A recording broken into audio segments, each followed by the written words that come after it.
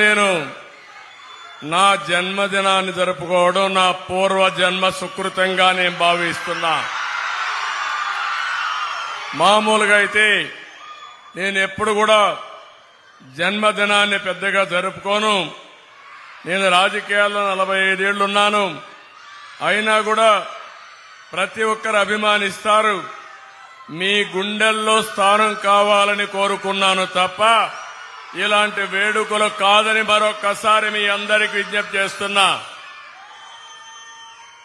మీరందరూ ఒక్కసారి గుర్తుపెట్టుకుంటే ఈరోజు మన గూడూరు తిరుపతి పార్లమెంట్లో రేపు జరిగే ఎన్నికల్లో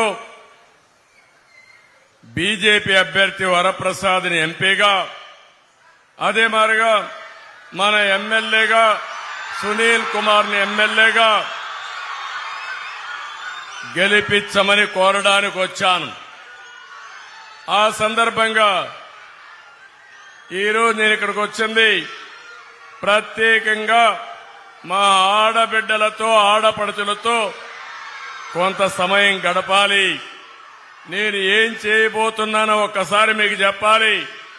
ఏం చేశానో కూడా ఒక్కసారి మీకు గుర్తు చేయాలి. నేను ఒకే ఒక విషయం చెప్తున్నాను. నేను ఈ రాష్ట్రంలో ఎవరికీ దక్కని గౌరవం నాకు దక్కింది. తెలుగు జాతిలో మీరు ఒక్కసారి చూస్తే సుదీర్ఘంగా రాజకీయాల్లో ఉన్నాను. 14 సంవత్సరాలు, అటు సమైక్య ఆంధ్రప్రదేశ్లో 9 సంవత్సరాలు, 14-19 నవ్య ఆంధ్రప్రదేశ్లో ముఖ్యమంత్రి, రెండూ కలుపుకుంటే 14 సంవత్సరాల ముఖ్యమంత్రి అయ్యాను. ఈ గౌరవం ఎవ్వరికీ దక్కలేదు. మళ్లీ ఈ రికార్డు బ్రేక్ చేయాలంటే